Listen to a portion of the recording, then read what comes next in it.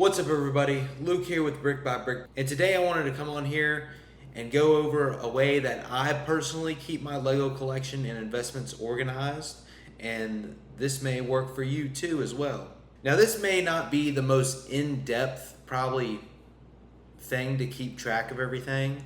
There's probably some apps out there who probably do it better, but I do it this way because it's free and I can personalize it the way I want to do it.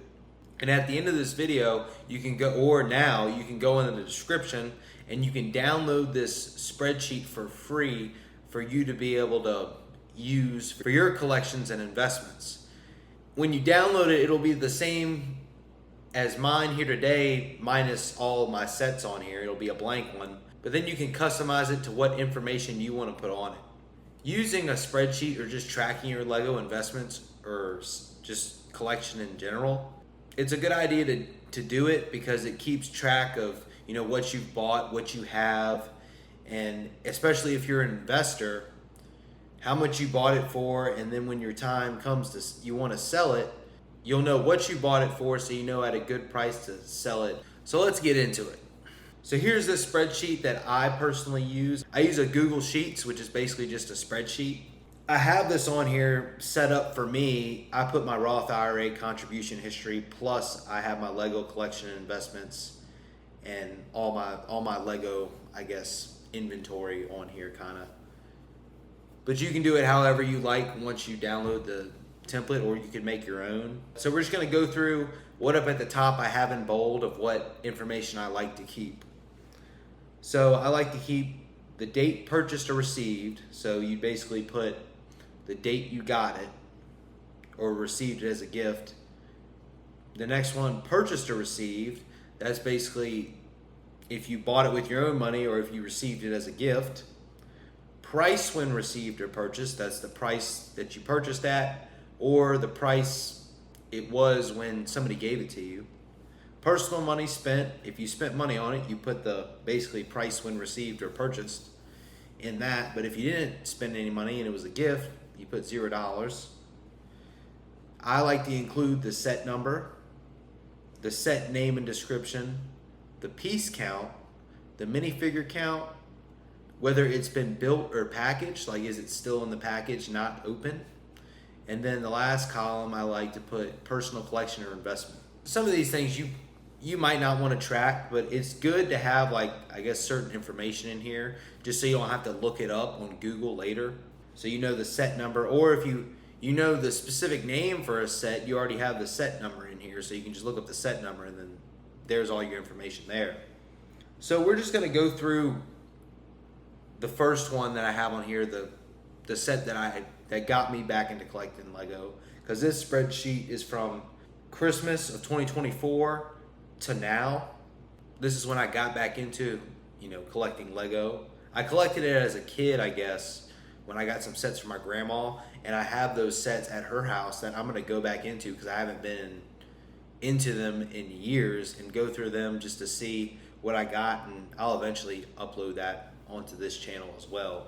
But let's go through the first one.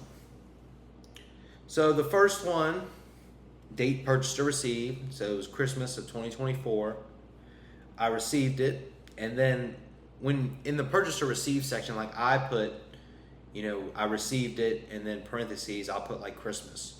Or you could put something specific like who gave it to you or when exactly it was. The price when received or purchased, so the Rocket and Baby Groot set was $59.99. Personal money spent, $0 because I received it as a gift for Christmas. The set number, that's just the set number. Set name and description, Rocket and Baby Groot. The piece count, we have 566.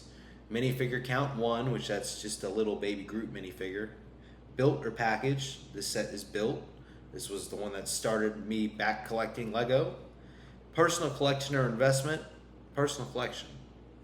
I only have 2 investments as of right now, and that's just my extra gingerbread AT-AT Walker that I want to keep as an investment, and then also my other Star Wars Dark Falcon that I bought these past May the 4th deals days. So it's just good for memory and overall, honestly, nostalgia, to be able to go back and look of what you got when you purchased it, how much it was compared to what it is now, especially if it's a retired set. Especially like later in life, if you do want to get rid of some sets or sell your collection eventually, like if you're getting out of the hobby, you'll have all this information here that you put in over the years, so you kind of know what you want to get out of everything that you bought. Another cool thing about the spreadsheet is that you can highlight and see how much you got of something. I can highlight right here on the set name and description. I can highlight down. It says on the bottom down here, count 26. So I got 26 sets in total. You can highlight, the thing about doing the piece count too, you can highlight the piece count and see how many pieces in total you have in your sets. So this says I have 26,807 pieces. It's a lot of pieces. Minifigure count says I have 81 in total. And some of these are in the investment sets. Like you could have a separate whole another spreadsheet inside of this spreadsheet that has that could separate your investment versus your personal collection if you have a lot of investments that you have. But this is just a general way to get started, especially if you're a beginner, so you can log these sets as you get them. And then you can also look at your personal money spent. So in total of my personal money, I've spent over $1,400 on Lego. Out of the personal money spent and what people have given to me, I have a total of $2,407. So that's a lot of Lego and a lot of money. This is just something that can help you keep track of it. And these other two spreadsheets inside the big spreadsheet that I have, you go over here on this other tab, I got for my used Lego purchases. So I put like the date purchased or received, I purchased, because somebody might give you a set or for free, or they might just want to give it away or whatever. You never know. Price when received or purchased. If you bought it, put the money you spent on it. If you just received it, you just put $0. Personal money spent, same thing.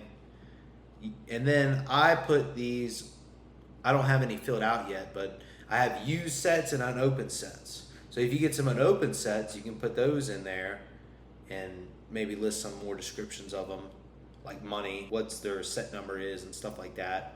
Or if you have used sets, you could do the same thing, but you can't really put money on it because it's used.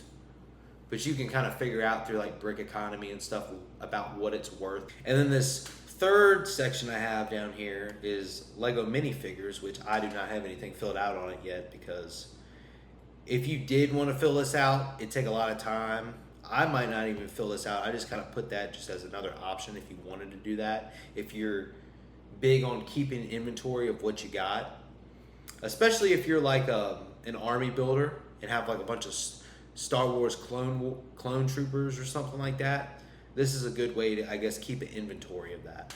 But yeah, overall, this is just a good idea for anybody. Whether you're just like a normal Lego collector and want to keep track of your collection, or if you are an investor and have a bunch of investments, you can keep all this tracked on a spreadsheet.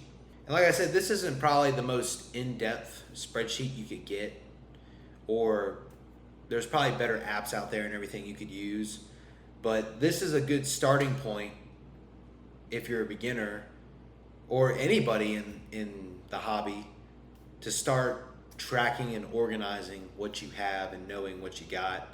And it's just pretty cool to be able to go and highlight this stuff and see how many pieces you got based off all the sets and how much money you spent over time. Another cool thing that's like nostalgic about it, you could put like who gave it to you, and that can help you go back and look at one day, when you're older, and you could say, man, I got this set. When did I get this set? Oh, I received it on my birthday of this year, and my mom gave it to me. And by this point in your life, your mom or whoever gave it to you could be passed, so you could remember that and almost have like a sentimental value to that set, and it's a good reason to keep it. Because every set on this list that I have here, I remember who gave it to me, and I remember why they gave it to me, whether it was your birthday or Christmas or Easter, whatever. I remember every single set because every single set kind of has like a sentimental value to me. And I feel like especially Lego, there's few hobbies that I've had over the years that do that. I hope this video helped on how you can organize your Lego and keep track of your collection and investments.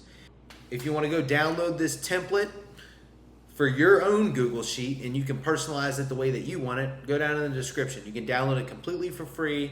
I made this myself, and you can change it and personalize it whichever way you like. So with that, keep building your life day by day, brick by brick. Keep building your collection set by set. And most of all, keep track of it. Have a good day. Bye.